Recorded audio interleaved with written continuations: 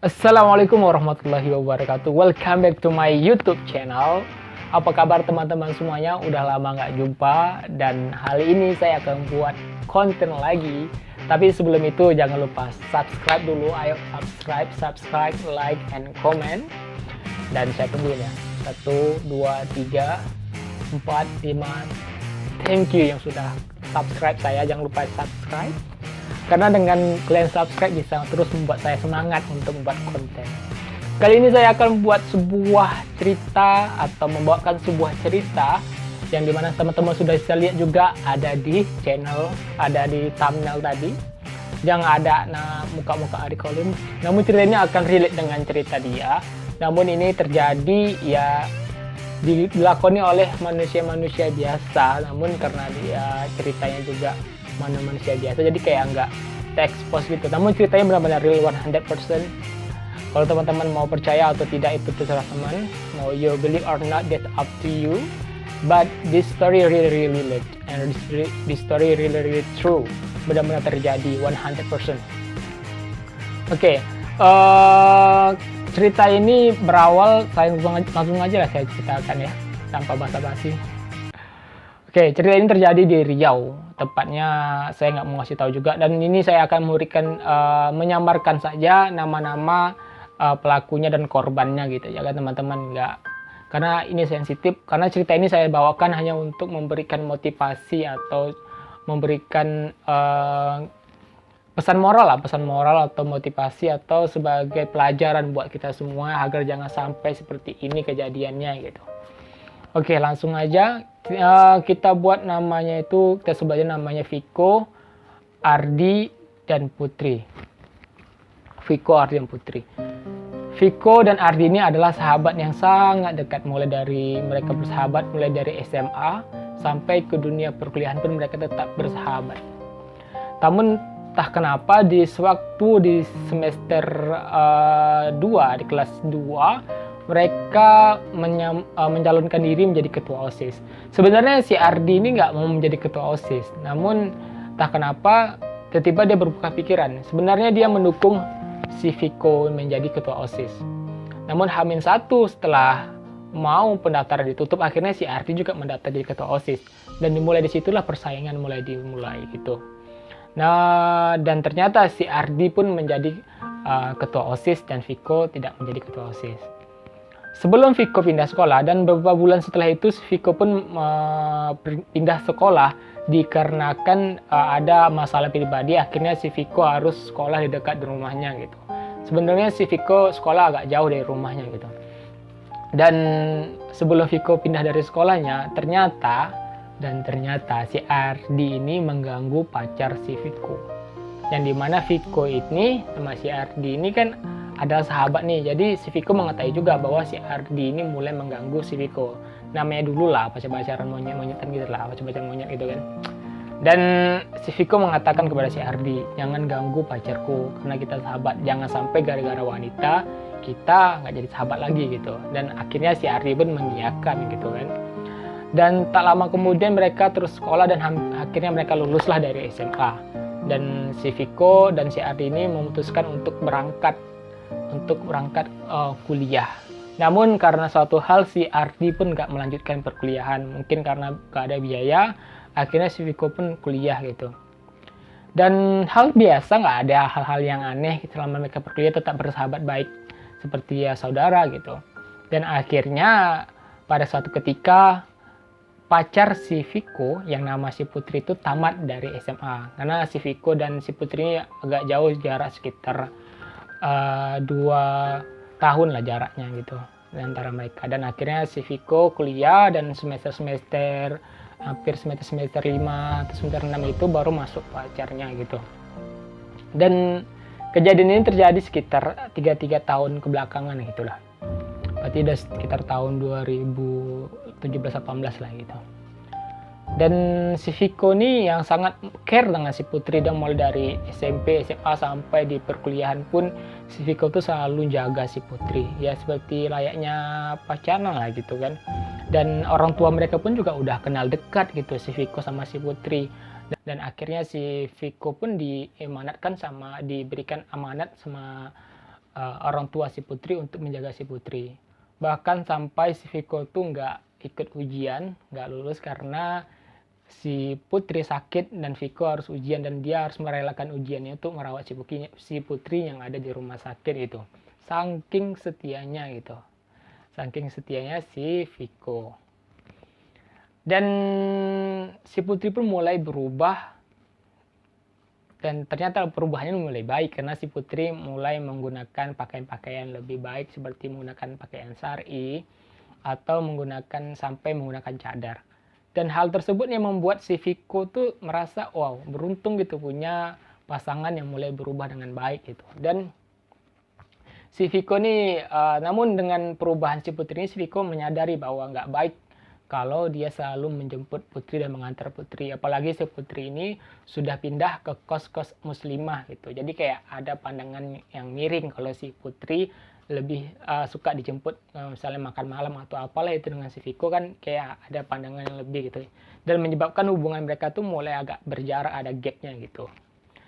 Dan ternyata si Ardi ini nggak berhenti juga, sering mengganggu si Putri. Dan karena si Putri ini sudah dekat banget dengan si Viko, si Putri ini ya selalu memberitahu si Viko bahwa si Ardi ini masih tetap gangguin mereka gitu. Dan hanya kata si Viko udah nggak usah diladeni gitu kan. Si Viko juga nggak mau cari buat gitu, jadi kayak marah-marah gitu, jadi kayak persahabatan mereka jadi hancur gitu. Dan suatu ketika si Ardi datang dengan seorang perempuan, datang ke rumah si Andi gitu. Andi ini adalah sahabat mereka juga, sahabat dari SMA, sahabat dari perkuliahan lah. Si Andi, Viko, dan Ardi gitu. Jadi si Andi ini punya rumah, dan rumahnya itu di kamar belakang tuh mereka tuh nggak ada orang yang nempatin gitu kan. Akhirnya si Ardi ini menginap di rumah si Andi dengan dalih mereka sudah menikah. Ya secara tidak langsung berarti si Andi ini jadi shock gitu kan, jadi kayak masa istri udah nikah ya? Tapi karena si pacarnya yang dibawa, cewek yang dibawa si Ardi ini adalah menggunakan pakaian yang muslimah dan menggunakan cadar, jadi secara tak langsung si Andi ini mengiyakan gitu.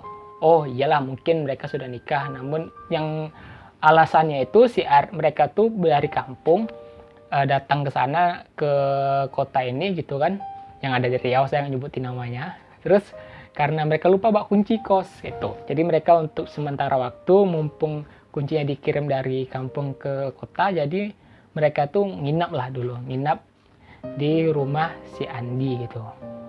Namun namanya seorang yang nggak ada, kayak ada sesuatu yang ganjal, yang jelek itu pasti ketahuan di hati gitu kan.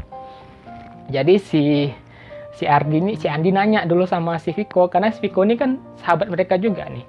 Terus si Andi nanya gitu, "Ko, apakah benar si Ardi ini udah nikah?" gitu. "Hah?" kata si Viko kan. Viko ya penasaran lah. "Hah, udah nikah? Kapan nikahnya?" gitu kan kata si Viko. Masa dia nggak bilang-bilang kita udah nikah gitu kan.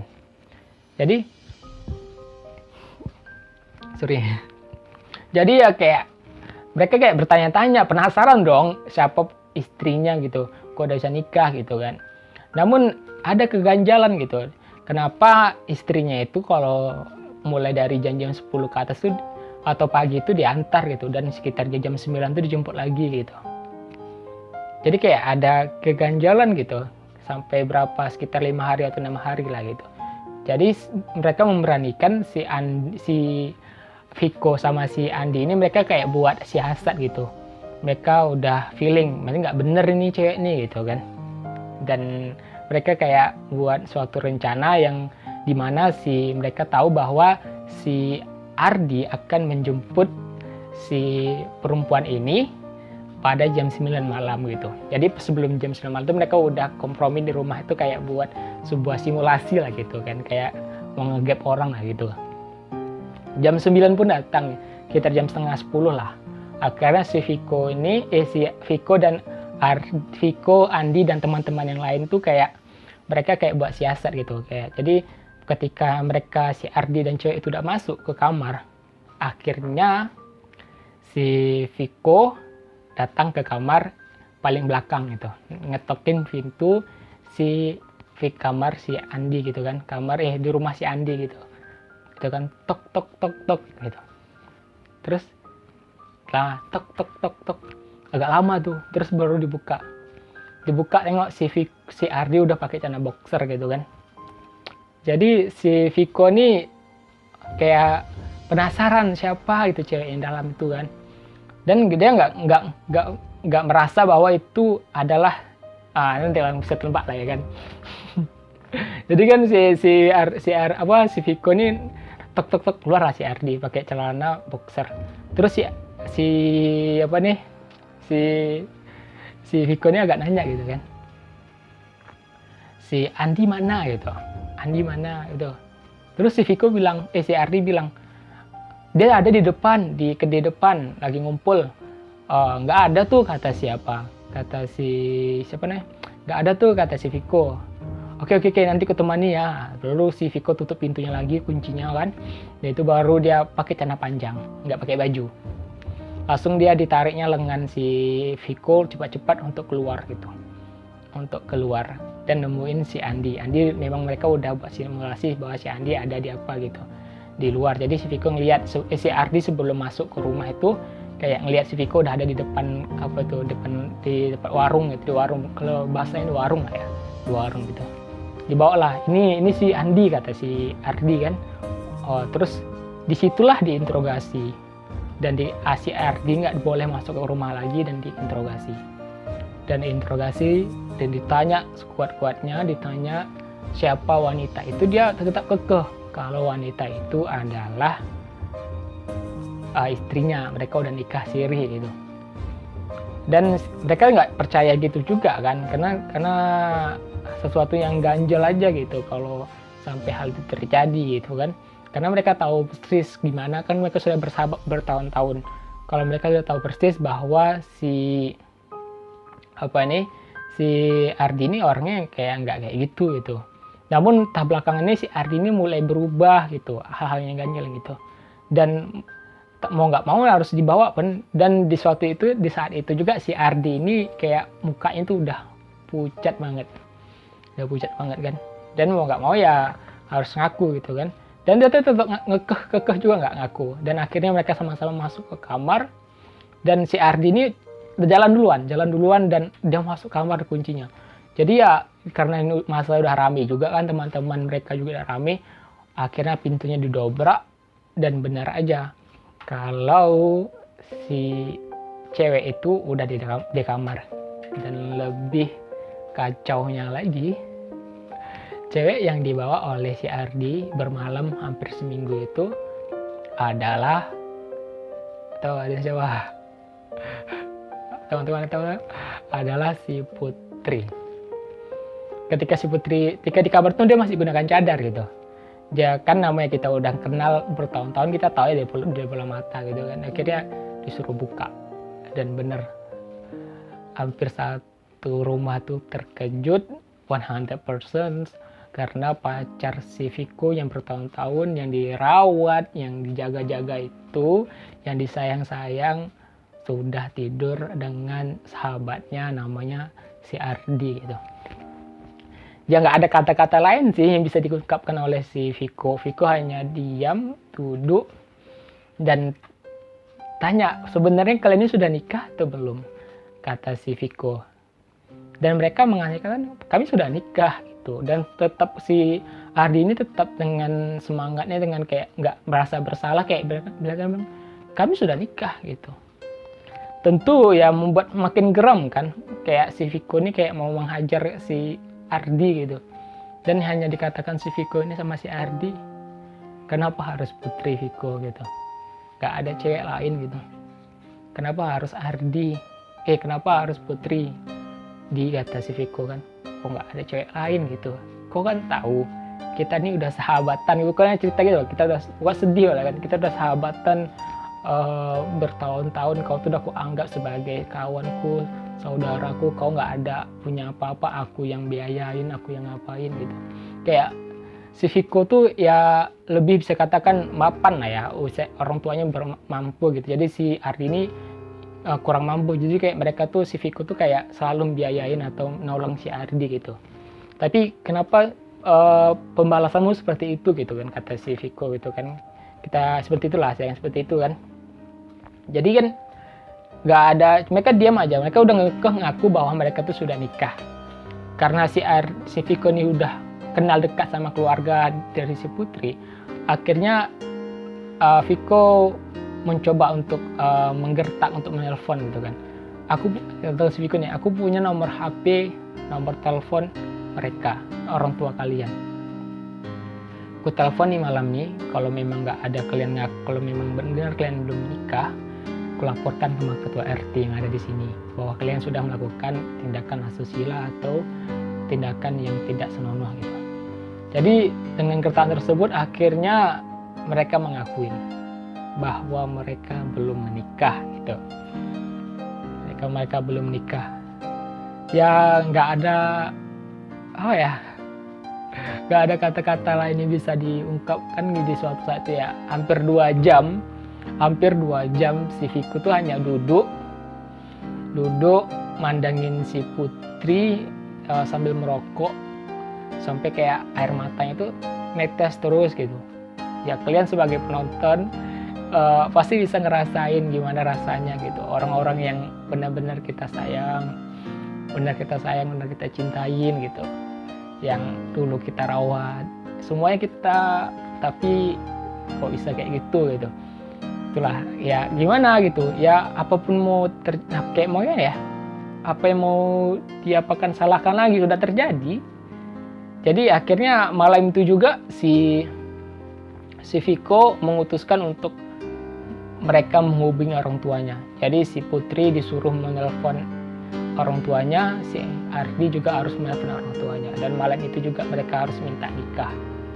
Kalau nggak mereka minta nikah, nanti audio atau video kan ada buat siasat gitu kan. Jadi mereka direkam gitu kan.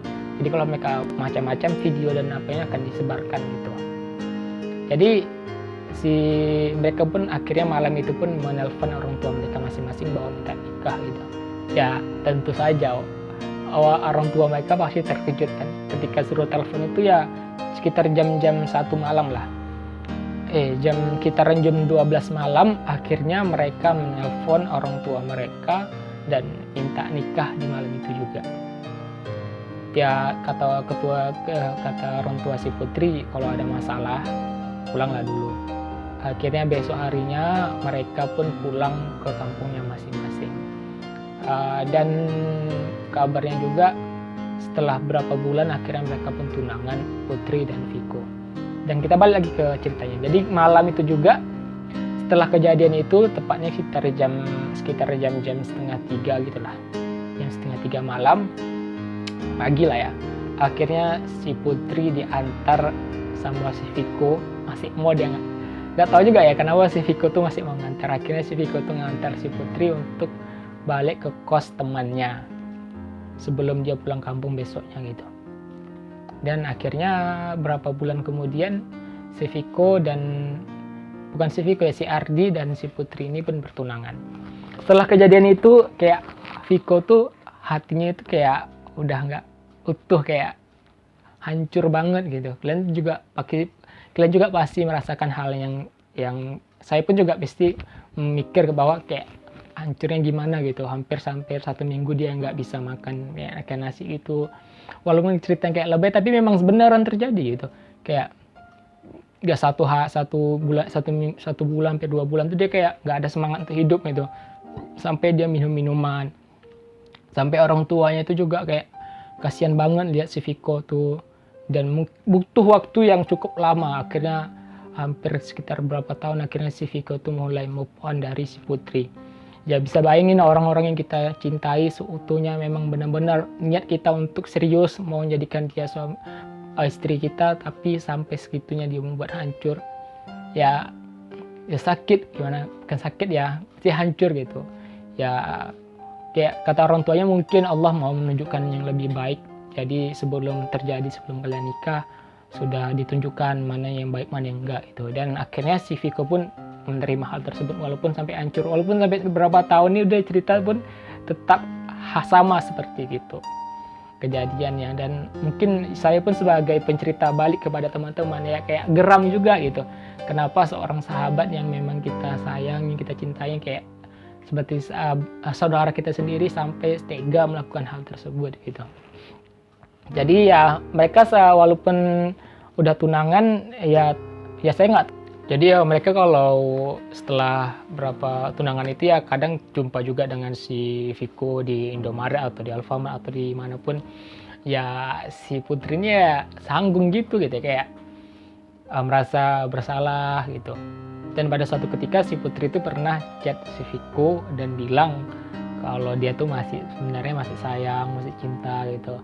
Tapi yang namanya udah kejadian ya mau gimana lagi gitu kan. Si Viko juga kayak udahlah, kayak hancur ya gimana gitu, kayak udah nggak ada lagi, mau diperjuangin juga udah nggak mungkin lagi gitu. Kenapa juga merasakan kan ketika kalian udah di suatu posisi kayak si Viko tuh ya nggak mungkin lagi gitu, kayak udah dibuang suatu yang kita sayang kayak dibuang, diinjak-injak dan itu kan dihancurin lagi gitu. Ya yang bisa kita ambil dari cerita ini sih buat teman-teman semuanya ya harus bisa pilih teman-teman yang memang benar tulus sama kita. Namun zaman sekarang sulit untuk menemukan teman-teman seperti itu gitu. Dan kita nggak bisa mengejudge orang tuh hanya dari menilai seseorang tuh hanya mulai dari luarnya saja gitu. Karena yang bertato juga belum tentu dia pakai narkoba kan. Kadang yang rambut klimis itu lebih jahat daripada orang-orang yang bertato. Bahkan yang koruptor itu ya orangnya rapi-rapi tapi kelakuannya lebih kejam daripada orang pembunuhan atau lebih kejam dari orang-orang yang dengan tato gitu. Jadi kita nggak bisa mengejudge orang karena dia penampilannya udah seperti itu dia jadi lebih baik gitu. Saya dengan di cerita ini kayak bukan menyalahkan si pengguna cadar atau orang yang lebih syar'i itu hijrah ya, tapi kayak personalnya sih menurut saya sih, karena mereka sudah berpakaian yang baik dan betul menurut syariat Islam, namun hanyalah orang-orangnya yang tidak baik gitu yang menjalankannya gitu. Ya semoga teman-teman bisa mengambil manfaatnya atau mengambil positifnya dari cerita ini, menjadi pelajaran buat kalian selanjutnya. Kalau punya sahabat tuh harus ya benar-benar tulus, jangan hanya manfaatkan sahabatnya, karena seseorang yang sering kalian sakitin akan feedbacknya balik kalian gitu. Dan seorang yang pernah kalian kecewain yang akan bahkan sulit untuk menemukan orang-orang yang tulus lagi sama kalian, karena orang udah nggak yakin lagi gitu. Ibaratkan si Viko nih kalau untuk bersahabat lagi dengan si Ardi mungkin bisa, namun udah situsnya berbeda gitu, kayak udah ada sesuatu yang kau telah buatku hancur gitu, kayak ada masih dan namanya manusiawi lah ya kan. Mungkin hanya itu yang bisa saya ceritakan buat teman-teman semuanya. Semoga cerita ini bermanfaat buat kalian. Dan kalau kalian ingin berbagi cerita juga tentang kisah kalian, tentang kisah pribadi kalian seperti kisah orang tua kalian, pacar kalian atau apapun itu, bisa di DM saya di Instagram saya di sini. Dan follow juga Instagram saya HabibieYusuf18. Dan kalau menarik saya akan bawakan di channel YouTube saya. And see you, bye bye. Assalamualaikum.